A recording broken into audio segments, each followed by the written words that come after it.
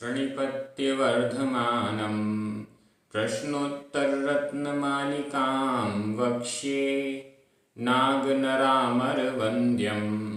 देवं देवाधिपं वीरम्। बोलिए श्री खजराट शांतिनाथ भगवान की जय। आचार्य श्री राजर्षि अमोघ वर्ष स्वामी की जय। आचार्य गुरुवर विद्यासागर जी महाराज की जय।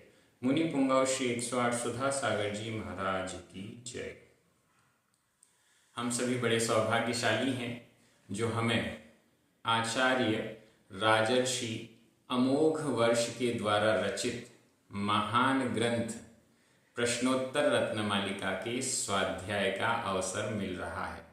निश्चित रूप से यह ग्रंथ बहुत छोटा है, मात्र 29 श्लोक प्रमाण है, लेकिन इन 29 श्लोकों में छोटे छोटे प्रश्नों के द्वारा महान जीवन की उलझनों को सुलझाने वाले जिज्ञासाओं के समाधान प्राप्त हो रहे हैं। जैसे जैसे हम आगे बढ़ते जाएंगे, अनुपम अद्भुत अर्थ हमें सुनने और समझने को मिलेगा।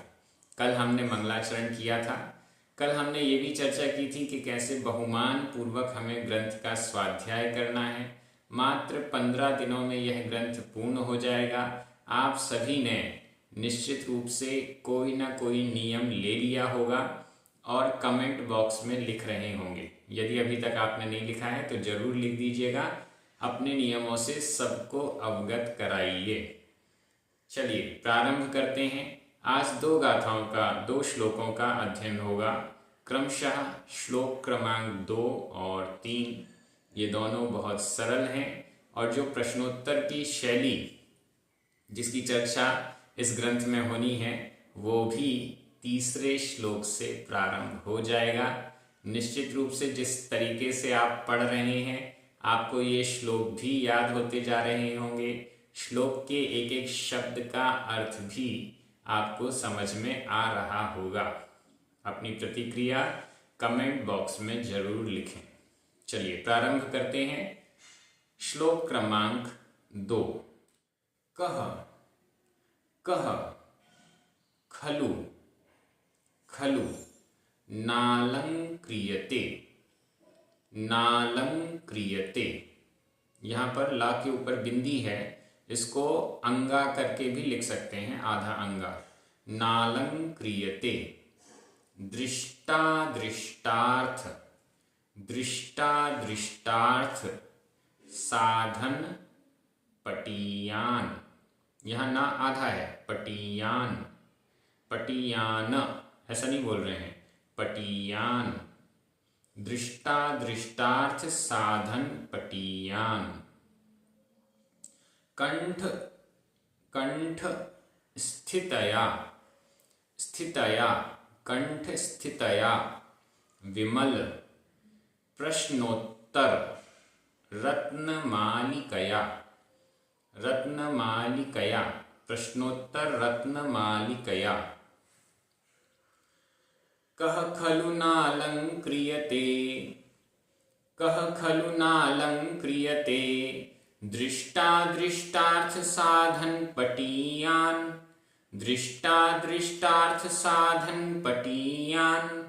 कंठस्थितया विमल कंठस्थितया विमल प्रश्नोत्तर रत्नमालिकया प्रश्नोत्तर रत्नमालिकया। कह खलु नालंक्रियते दृष्टादृष्टार्थ साधन पटीयान कंठस्थितया विमल प्रश्नोत्तर रत्नमालिकया। बहुत सरल है, 2-3 बार ट्राई करेंगे तो एक एक शब्द का उच्चारण क्लियर हो जाएगा।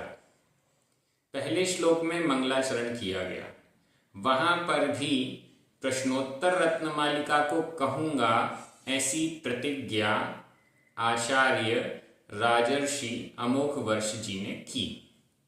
दूसरा श्लोक यहाँ पर कह रहे हैं, इस दूसरे श्लोक में भी उन्होंने ये कहा कि प्रश्नोत्तर रत्न मालिका को अपने कंठ में क्यों धारण करना है।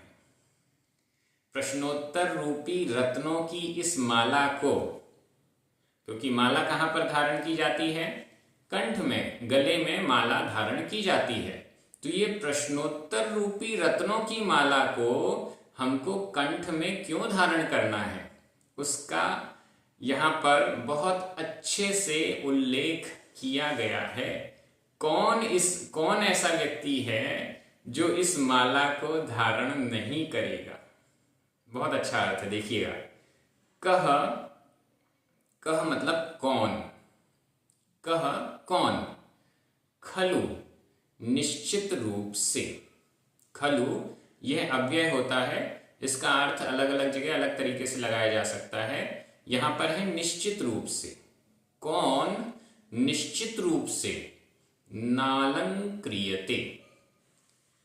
न संधि विच्छेद कर लीजिए, न प्लस अलंक्रियते। न यानी नहीं, अलंक्रियते अलंकारित होता है। न यानी नहीं, अलंक्रियते सुशोभित होता है, अलंकृत होता है, सुशोभित होता है या सजता है। कौन नहीं सजता है, कौन शोभायमान नहीं होता है। ऐसा कौन सा व्यक्ति है जो शोभा को प्राप्त नहीं होता। किसके द्वारा शोभा को प्राप्त नहीं होता, तो नीचे लिखा हुआ है विमल प्रश्नोत्तर रत्न मालिकया। इस विमल, मल या गंदगी से रहित, निर्मल प्रश्नोत्तर रत्न मालिकया, प्रश्नोत्तर रत्नमाला के द्वारा, प्रश्नोत्तर की रत्नों की माला के द्वारा, दोनों प्रकार से अर्थ जाएगा।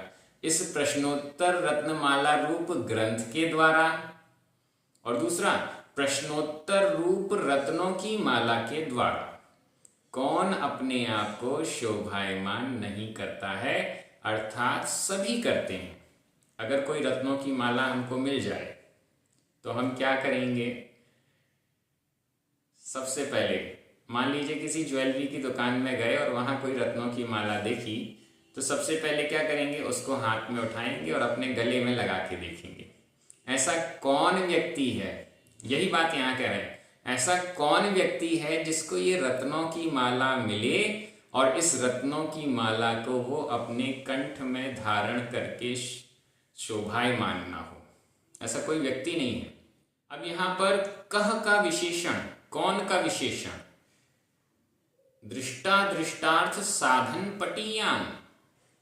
दृष्टा दृष्टार्थ साधन पटीयान। पटीयान, पटीयान का अर्थ होता है पटु। यह पटीयान, दृष्टा दृष्टार्थ साधन पटीयान, ये पूरा एक समासित पद है। यह प्रथमा विभक्ति का एक वचन है पुल्लिंग में, और इसीलिए कह का विशेषण है। कह यह भी प्रथमा विभक्ति का एक वचन है। यहां जैसे भगवान, भगवान शब्द बनता है, वैसे ही पटीयस, समय आधा सा, पटीयस, इस शब्द से प्रथमा विभक्ति एक वचन में पटीयान यह शब्द बना है संस्कृत में। तो पटीयान का अर्थ है पटु, पटु का अर्थ है चतुर। कौन चतुर व्यक्ति है जो इस रत्नमाला को धारण नहीं करेगा। पटु, किस चीज में पटु, दृष्टा दृष्टार्थ साधन, साधन दृष्ट और अदृष्ट अर्थों की साधन करने में जो पटु है, ऐसा कौन सा व्यक्ति इस रत्नमाला को धारण नहीं करेगा, अर्थात सभी करेंगे। तो यहां दृष्टा दृष्टार्थ साधन पटीयान, संधि विच्छेद देखें। दृष्ट टा में छोटा अ, अदृष्ट छोटा अ, दो छोटे आ मिलकर बड़ा आ हो गया, दृष्ट अदृष्ट। अर्थ को भी जोड़ दें, अदृष्ट का टा में छोटा अ और अर्थ का आ, ये दोनों छोटे आ मिलकर बड़ा आ हो गया। तो दृष्ट अदृष्ट अर्थ साधन पटीयान। दृष्ट और अदृष्ट अर्थों में, अर्थ शब्द दोनों में जुड़ जाएगा, दृष्ट अर्थ और अदृष्ट अर्थ। दृष्ट अर्थ और अदृष्ट अर्थ अर्थ यानी पदार्थ, इन दृष्ट और अदृष्ट पदार्थों के साधन में जो पटु हैं, ऐसा कौन सा व्यक्ति इस रत्नमाला को अपने कंठ में धारण नहीं करेगा, अर्थात सभी करेंगे। दृष्ट अर्थ कौन सा है और अदृष्ट अर्थ। दृष्ट अर्थ का मतलब है देखा हुआ पदार्थ, जो हमको वर्तमान में सामने दिखाई देता है, वह है दृष्ट अर्थ। जैसे हमारी जितनी भी चीजें हैं, मोबाइल हमारे सामने है, भोग उपभोग की सामग्री जो हमारे पास प्राप्त है वो हमारे सामने है, सच्चे देव शास्त्र गुरु हमारे सामने हैं। जो भी चीजें दिखाई दे रही हैं वो सभी दृष्ट अर्थ कहलाएंगे। अदृष्ट अर्थ जो हमको दिखाई नहीं दे रहा, हमको स्वर्ग दिखाई नहीं दे रहा, हमको मोक्ष दिखाई नहीं दे रहा, हमको और भी परभव की बातें, पूर्व भव की बातें कुछ भी दिखाई नहीं दे रही, तो वो कहलाता है अदृष्ट। ऐसा व्यक्ति जो दृष्ट पदार्थों के साधन में भी पटु है और अदृष्ट पदार्थों के साधन में भी पटु है, मतलब इस भव और परभव दोनों को सुधारना चाहता है, ऐसा व्यक्ति कौन ऐसा व्यक्ति हो सकता है जो इस भव और परभव को सुधारना चाहता है और रत्नमालिका को धारण नहीं करता? ऐसा संभव नहीं है। यह आचार्य अमोघ वर्ष जी कह रहे हैं। कंठ स्थितया, अब देखिए कंठ स्थितया, कंठ स्थित, कंठ में स्थित, विमल प्रश्नोत्तर रत्नमालिकया, दोनों जगह कंठ स्थितया और प्रश्नोत्तर रत्नमालिकया पूरे शब्द में तृतीया विभक्ति का एक वचन है। कंठ में स्थित विमल प्रश्नोत्तर रत्नमालिका के द्वारा अपने आप को शोभायमान नहीं करना चाहेगा, ऐसा कौन व्यक्ति है? अर्थात ऐसा कोई भी व्यक्ति नहीं है। यहां इस दूसरे श्लोक से स्पष्ट कर दिया है कि जिसने भी प्रश्नोत्तर रत्नमालिका ग्रंथ को देख लिया, वह केवल देखकर संतुष्ट नहीं होगा, वह उसको धारण करेगा। मूल बात क्या है? जिसने शास्त्रों का अध्ययन कर लिया, जिसने शास्त्रों को देख लिया, वो मात्र देखकर, पढ़कर, समझकर संतुष्ट नहीं होगा, वो तो उसको धारण करेगा, वो तो उसको अप्लाई करेगा। हम जो भी स्वाध्याय करते हैं, जो भी हम सीख रहे हैं, सीखने के बाद, समझने के बाद उसको हम हमारे जीवन में अप्लाई करें। इस दृष्टि से ये दूसरा श्लोक डायरेक्टली हमारे सामने आ गया कि उसे धारण कौन नहीं करेगा? जो समझदार व्यक्ति है वो तो तुरंत धारण करेगा, और जो समझदार नहीं है वो पूरा करने के बाद फिर धारण करेगा। पहले अच्छे से उस रत्न की माला को देख लेगा और उसके बाद उस रत्न की माला को धारण करेगा। तो इस दृष्टि से ये श्लोक बहुत अच्छा है। एक बार मैं हिंदी अर्थ कर रहा हूं, आपकी नजर शब्दों पर जानी चाहिए। दृष्ट और अदृष्ट पदार्थों के साधन में पटु ऐसा कौन सा व्यक्ति है जो कंठ में स्थित विमल प्रश्नोत्तर रूपी रत्नों की माला अथवा प्रश्नोत्तर रत्न माला के द्वारा शोभायमान नहीं होता है? अर्थात सभी इसको धारण करते हैं। कंठ स्थित से मतलब अपने कंठ में भी स्थित करना है, श्लोकों को याद भी करना है। आप में से किसने मंगलाचरण याद कर लिया है, ये जरूर बताइएगा।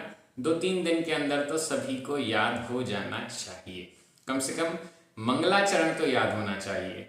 और यह जो प्रश्नोत्तर रत्नमालिका है इतनी सरल है, मुझे तो लगता है अगर 2-4 दिन का प्रयास हम कर लें, सारे श्लोक हमको याद हो जाएंगे।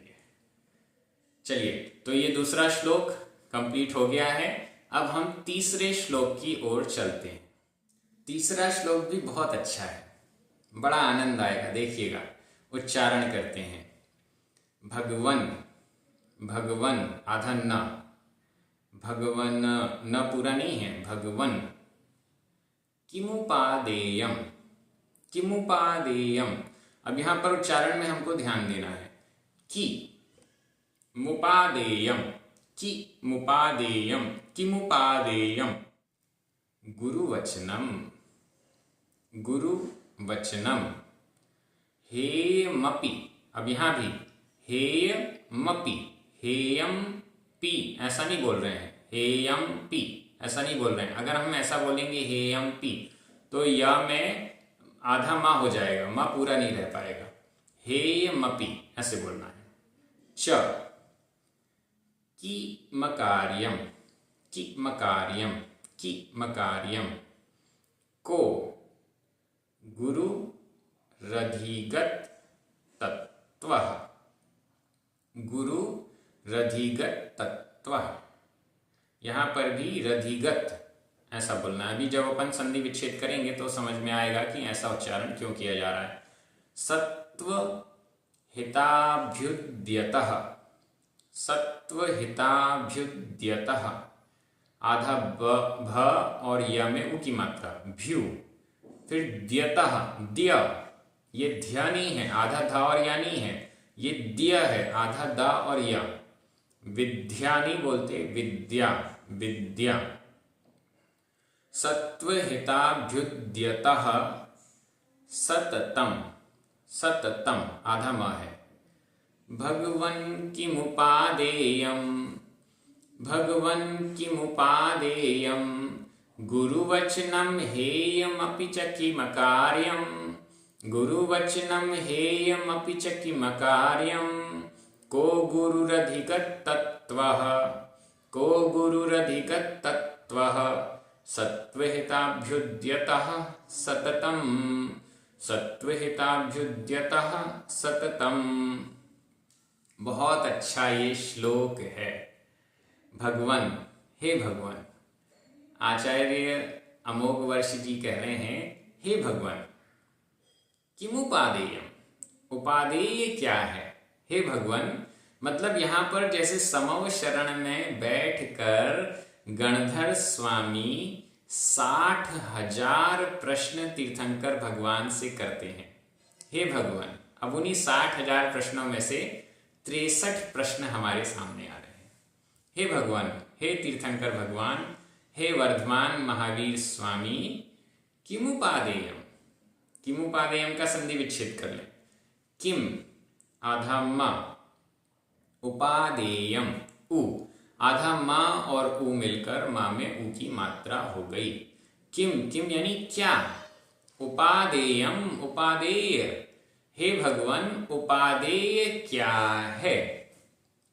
उपादेय का मतलब होता है ग्रहण करने योग्य। हे भगवान, ग्रहण करने योग्य कौन सी वस्तु है? ऐसी कौन सी वस्तु है जो हमें तुरंत ग्रहण कर लेनी चाहिए? उपादेय क्या है? क्या है उपादेय? प्रश्न हो गया। अब इसका उत्तर कहां पर है? तुरंत उसके बाद गुरुवचनम। किमुपादेयम गुरुवचनम। उपादेय क्या है? ग्रहण करने योग्य क्या है? गुरुवचनम, गुरु के वचन। गुरु के वचन ही उपादेय हैं। कितना सरल अर्थ है। क्या उपादेय है? गुरु के वचन उपादेय हैं।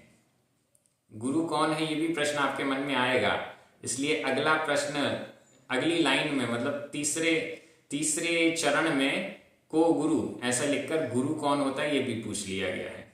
तो सबसे पहले उपादेय क्या है? गुरु वचनम, गुरु के वचन। गुरु जो कह रहे हैं वह उपादेय है। गुरु ने हमारे लिए जो कहा है, हमारे लिए जो निर्देश दिया है, वह उपादेय है, वह ग्रहण करने योग्य है। गुरु के वचन को अलंघनीय कहा गया है। अलंघनीय होते हैं। अगर गुरु ने वचन कहा, गुरु ने कोई बात हमसे कही है, तो वो अब हमें पूरी करनी ही है, उसका हम उल्लंघन नहीं कर सकते। तो सबसे पहले उपादेय क्या है? गुरु के वचन। आपको याद हो गया कि नहीं? हो जाना चाहिए। और हमेशा गुरुओं के वचनों को हम ग्रहण करते हैं तो निश्चित हमारा कल्याण होता है। थोड़ा विचार करें, गुरु के अतिरिक्त किसके वचन हैं जो ग्रहण करने योग्य हैं 100%? कोई गुरु नहीं है, कोई राह चलता हुआ व्यक्ति है, क्या हम उसके वचनों को उपादेय रूप से ग्रहण कर सकते हैं? नहीं कर सकते। वो कुछ भी बोलेगा, हम पहले सोचेंगे, विचार करेंगे और फिर इसके बाद सही है कि गलत है इसका निर्णय करके उसको ग्रहण करेंगे। लेकिन गुरु के वचन क्या होते हैं? गुरु के वचन ऐसे होते हैं जिसमें हमें सोच विचार करने की आवश्यकता नहीं है। बहुत ध्यान से सुनिएगा, गुरु के वचन जो हमें प्राप्त हुए उस वचन पर सोच विचार करने की जरूरत नहीं है। गुरु के विषय में सोच विचार करने की जरूरत है। गुरु के विषय में सोच विचार करने की जरूरत है। हम किसको गुरु बनाएं, हम किसको गुरु माने, इसमें सोच विचार जरूर किया जाएगा। लेकिन जब एक बार गुरु बना लिया तो फिर उसके वचनों में सोच विचार नहीं होना। बहुत बड़ी बात है ये, कई लोगों को समझ में नहीं आती। गुरु बनाने से पहले हम सैकड़ों बार गुरु की परीक्षा करें कि ये हमारे गुरु बनने लायक हैं भी या नहीं है। लेकिन गुरु बनाने के बाद हमने मान लिया कि आचार्य श्री विद्यासागर जी महाराज जी या मुनिपुंगा सुधा सागर महाराज जी हमारे गुरु हैं, हमने मान लिया। अब उनके वचनों को, जो भी वचन वो हमारे लिए कह रहे हैं, उनके वचनों को हमें 100% ग्रहण करना चाहिए। तो गुरु वचन ही हमारे लिए उपादेय हैं, ग्रहण करने योग्य हैं। सोच विचार करने योग्य नहीं है, प्रशंसा करने योग्य नहीं है, वो तो ग्रहण करने योग्य है। दूसरा प्रश्न, हेयमपि च किमकार्यम्। हेयम अपि, यहां भी संधि विच्छेद कर लें। हेयम आधा मा, अपि अ आधा मा और आ मिलकर मा पूरा हो गया। हेयम अपि, अपि यानी भी, हेयम, हेयम यानी छोड़ने योग्य। ग्रहण करने योग्य बता दी आपने बात, अब छोड़ने योग्य कौन सी बात है वो भी बताइए। हेयम अपि, हेय भी, च यानी और हेयम अपि और हेय भी, किम क्या है, किम अकार्यम, इसका भी संधि विच्छेद करें। किम आधा मा, अकार्यम अ आधा मा और आ मिलकर मा पूरा हो गया। किम यानी क्या, च और हेयम अपि किम, और हेय क्या है, हेय भी क्या है, छोड़ने योग्य भी क्या है, क्या चीज है जिसको हमें छोड़ देना चाहिए। एकदम शॉर्ट आंसर, अकार्यम। अकार्यम, कार्यम करने योग्य कार्य को कार्य कहते हैं। अकार्यम जो नहीं करने योग्य है, सब कुछ आ गया। जो नहीं करने योग्य है वह अकार्य है, और यह अकार्य हमारे लिए हेयम, हेय है, छोड़ने योग्य है। उपादेय है गुरु के वचन, और हेय है, छोड़ने योग्य है, अकार्य। अब हम हमारी भूमिका देख लें, हम कौन हैं। हमारी भूमिका के अनुसार जो भी कार्य हमारे योग्य नहीं है वह सब अकार्य है, और हेयम यानी हेय है, छोड़ने योग्य है। हिंसा, झूठ, चोरी, कुशील, परिग्रह, पांचों पाप अकार्य हैं, करने योग्य नहीं हैं, इसलिए हेय हैं, छोड़ने योग्य हैं। कषाएं करने योग्य नहीं हैं, छोड़ने योग्य हैं। सप्त व्यसन करने योग्य नहीं हैं, छोड़ने योग्य हैं। और भी बहुत सारी चीजें, वो सारी की सारी जो करने योग्य नहीं है वो छोड़ने योग्य हैं। यह संकेत हमको यहाँ पर स्पष्ट रूप से मिल रहा है। अब तीसरा प्रश्न, को गुरु रधिगत तत्व है, इसका भी संधि विच्छेद कर लें। को यानी कौन, गुरु रधिगत तत्व, गुरु रा में उ की मात्रा और फिर विसर्ग, विसर्ग के बाद अधिगत तत्व, अधिगत का अ, विसर्ग और अ मिलकर विसर्ग का हो जाता है आधार रा, और फिर आ मिला तो रा हो गया पूरा। रधिगत, गुरु अधिगत। अब ये रधिगत में रा का उच्चारण पूरा हो इसलिए गुरु रधिगत ऐसा बोलते हैं, गुरु र धिगत ऐसा नहीं बोलते। गुरु र धिगत ऐसा बोलेंगे तो गलत उच्चारण हो जाएगा। को गुरु, कौन गुरु है? सबसे पहला प्रश्न, उपादेय क्या है? गुरु के वचन। तो अल्टीमेटली एक प्रश्न उठा, गुरु कौन है ये तो बताइए। को गुरु, गुरु कौन है? किसको हम हमारा गुरु बनाएं? किसी को भी बना लें? नहीं, ऐसा नहीं हो सकता। को गुरु, कौन गुरु है? अधिगत तत्व, अधिगत तत्व, जो तत्व को अधिगत करता है, जानता है, जो तत्व को, वास्तविकता को, संसार के स्वरूप को, तत्व यानी सार को। तत्व के बहुत सारे अर्थ हो जाएंगे, जितने भी अर्थ होते हैं वो सारे के सारे अर्थ यहां पर लगा लीजिए। मुझे तो बड़ा आनंद आ रहा है इस ग्रंथ का स्वाध्याय करने में। अधिगत तत्व, आपको भी बड़ा आनंद आ रहा होगा। अधिगत तत्व, जो तत्व को जानते हैं, जो तत्व को समझते हैं, तत्व जिनके हृदय में बैठा हुआ है, वह गुरु हो सकता है। ये पहला विशेषण है। हर कोई जो तत्व को जानता है वह गुरु हो जाएगा ऐसा नहीं। दूसरा विशेषण भी साथ में लीजिए। क्या है दूसरा विशेषण? सत्वहिताभ्युद्यता, भ्युद्यतः, सत्व हित अभ्युद्यतः, संधि विच्छेद, हित ता में छोटा अ, अभ्युद्यतः छोटा आ, ये दो छोटे आ मिलकर बड़ा आ बन गया। सत्व जीव, हित कल्याण, अभ्युद्यत, अभी उद्यत, उद्यत यानी जो प्रयासरत हैं। किसमें प्रयासरत हैं? सत्वहित, जीवों के कल्याण में जो प्रयासरत हैं। दो क्वालिटीज होने चाहिए गुरु में। पहली, वो जानता हो तत्व को, जीवों का हित किसमें है, कल्याण किसमें है, सब कुछ जानता हो। और फिर दूसरा, जो जानता है उसके अनुसार आचरण भी करता हो। वो जानता है कि जीव का कल्याण किस कार्य में है, तो फिर जीवों को कल्याण प्रदान करने में, जीवों का कल्याण कराने में पुरुषार्थरत भी हो। सत्व हित अभ्युद्यतः, सत्व यानी जीवों के हित यानी कल्याण में जो अभ्युद्यत है, तत्पर है, वह सततम, सततम शब्द को मत भूलिएगा, सततम निरंतर, हमेशा। देखिए, आत्म कल्याण में जो लगा हुआ है वो गुरु है ऐसा नहीं कह रहे। आत्म कल्याण के साथ साथ जो पर के कल्याण में लगा हुआ है वह गुरु है। हम ऐसा गुरु बनाएं जो मात्र आत्म कल्याण कर रहा है, तो जैन दर्शन कहता है वो गुरु नहीं, वो आत्म कल्याण कर सकता है अपना, लेकिन गुरु कौन होगा? जो आत्म कल्याण के साथ साथ पर कल्याण में भी निरंतर प्रयासरत है, पुरुषार्थशील है, वह गुरु होगा तो हमारा कल्याण कर पाएगा।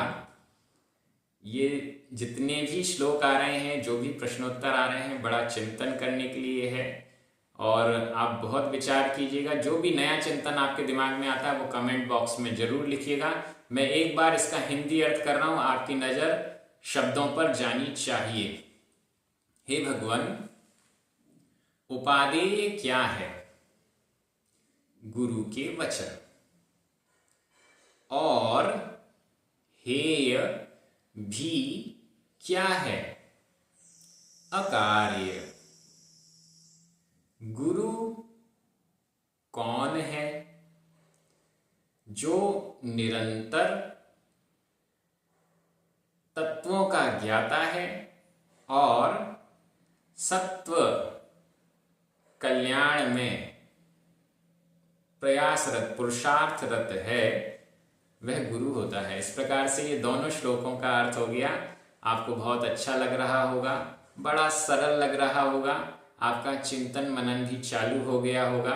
आगे प्रतिदिन 2-2 श्लोकों का इसी प्रकार से अर्थ किया जाएगा। निश्चित रूप से आप बड़े विशुद्धि भाव से स्वाध्याय कर रहे हैं, बहुमान के साथ स्वाध्याय कर रहे हैं। कोई ना कोई आपने नियम जरूर लिया होगा ग्रंथ की पूर्णता तक के लिए। उस सब को आप कमेंट बॉक्स में लिखें, अपनी जिज्ञासा भी लिख सकते हैं। सभी को जय जिनेंद्र।